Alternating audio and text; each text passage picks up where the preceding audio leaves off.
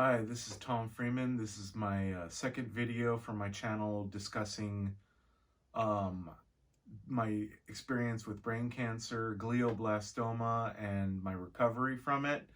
The main purpose of this channel is to share a positive message about how you can, return to a normal functioning life after surgery, after treatment. It's not necessarily that you'll never be the same. I felt like that after I first got diagnosed and tried to do some research. So this is for people, primarily for people out there doing research on glioblastoma, and if they just got diagnosed, and then also just for people that are dealing with serious medical conditions. It might provide some perspective, at least my perspective of being told I have a terminal disease, which with anything, I mean, it can be fought, and that's what I'm doing.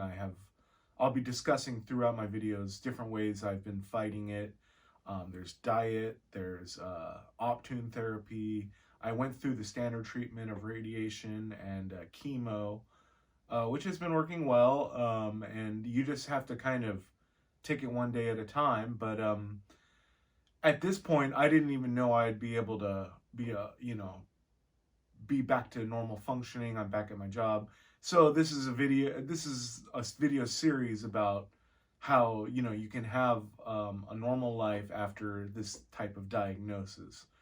Um, this video I wanted to concentrate on right after my surgery, because basically in my last video I explained I was pretty much sent to surgery a little more than a week after finding out, which is a crazy situation knowing you're going to get brain surgery in about, less than 10 days.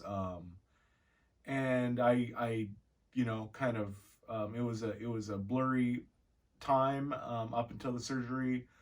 After the surgery, I was up after 6 hours. Everything went great. I was able to speak after that surgery.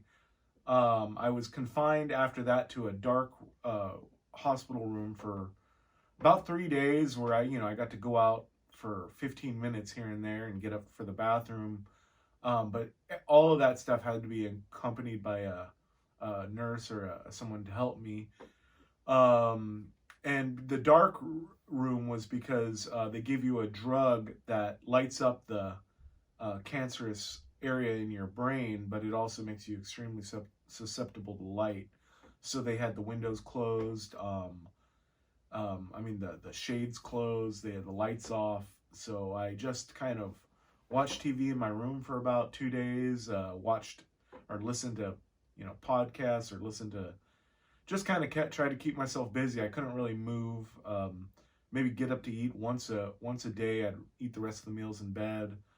I was able to move, and now I know, I'll explain, but I wanted to move. I wanted to just, after that first day, start moving around, start walking around, but I was kind of confined. It's a little bit frustrating, but I knew it would be over. They were only keeping me till, I went in on Friday, they were keeping me till Sunday or Monday. So I figured I could just, lay low and it'll be over soon, and it was. So the weird part is, for me, was after I got discharged from the hospital. First of all, I had a lot of meetings with doctors, oncologists, everyone, the surgeon, before the surgery. And then in the hospital, I met with the surgeon on like the third day. I met with a couple other doctors, but after that, when I got discharged, there's basically this waiting period where you recover, and you're trying to get well enough to start your later treatment of like radiation and chemo.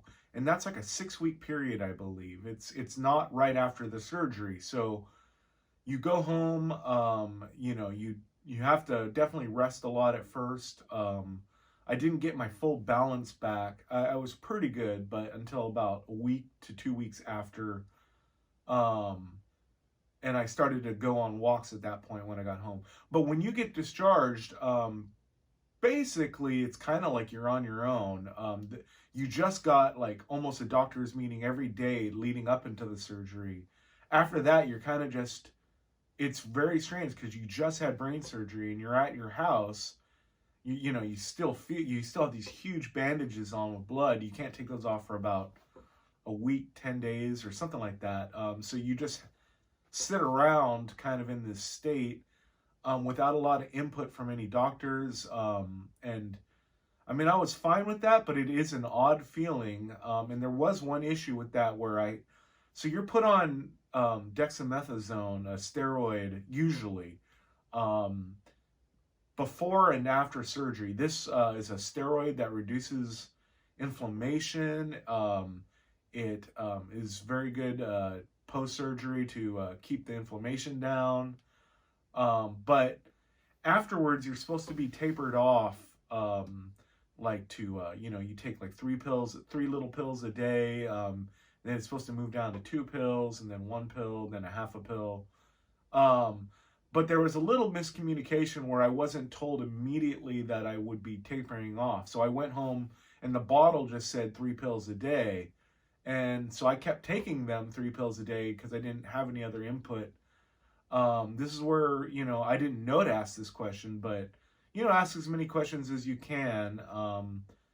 I found out later that I should have been tapered off pretty much right after I got home to like 2 pills and then to 1 pill, like for a week, 1 pill for a week. But I was on these 3 pills a day for about a week after at least. And so that much steroids, first of all, there's kind of a euphoric effect where, I mean, I just felt like I had a lot of energy.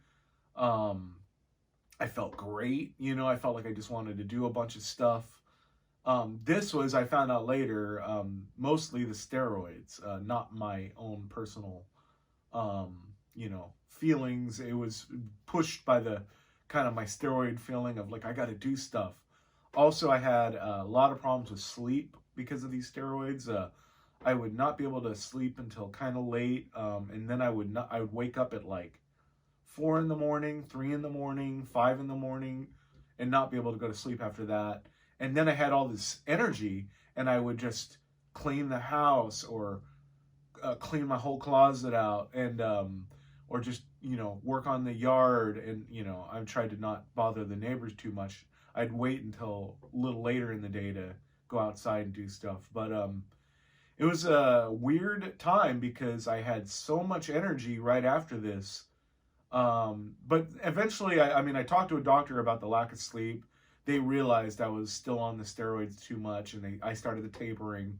It took a bunch of weeks to get my sleep schedule back, but eventually went back to normal. Now I sleep too much, which is kind of, once you get off the steroids, there's kind of a problem with a lack of energy, at least in my experience, especially after the radiation, and after when you're doing chemo, kind of during the chemo treatments. I've had kind of experience with some digestion issues and sleeping too much, being tired. But anyway, that's as opposed to getting like 4 hours of sleep a night, that's a better thing to be doing. You want to get a lot of rest after obviously this type of whole situation. So, but yeah, there's like this weird period where it's like 6 weeks until you go back for an MRI at that point, and then you start your radiation treatment. I'll go into the radiation treatment in a different video, and I'll go into the chemo in a different video. But basically, usually the radiation is a 6-week plan. The chemo is this pill you take. So for glioblastoma, it's usually a pill called Temodar. I think that's the more generic name. Or Temo is what they kind of refer to it. But that's the standard chemo. And actually, I found out later on, based on my genetic profile, which you can get a genetic profile of the tumor taken, which really helps with later stage treatments. So I would definitely suggest doing that if it's offered or if you can get it done. Get a full genetic profile of this the tumor mass that they remove. But anyway, I'm based on my genetic profile, I'm supposed to be responding well to chemo. So I'll go into both of those in a different video, the radiation and the chemo. The other thing is that I mean, for me, I took some time off before the surgery, and then in talks with doctors, I I already started this process, but I went on disability. And if it's possible in your situation, you definitely want to do this for about. I took off 3 months. That's, I guess, the standard for disability. I would highly suggest it. It takes a long time to recover, and you don't want to rush it. And I was lucky enough to have a job where I mean, it worked out where I could return to my job after.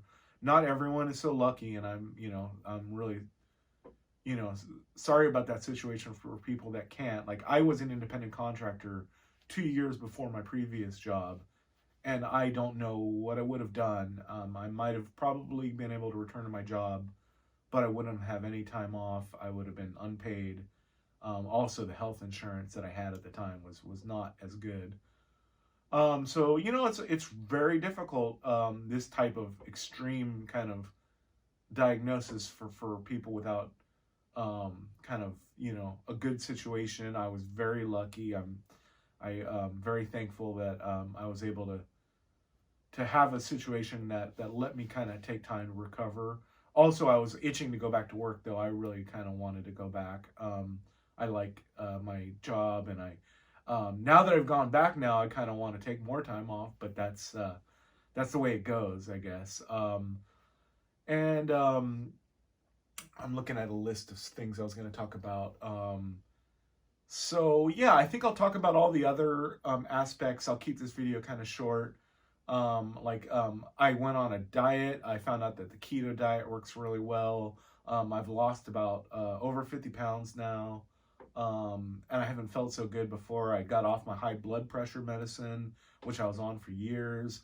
I got off antacid, which I was on for years, omeprazole.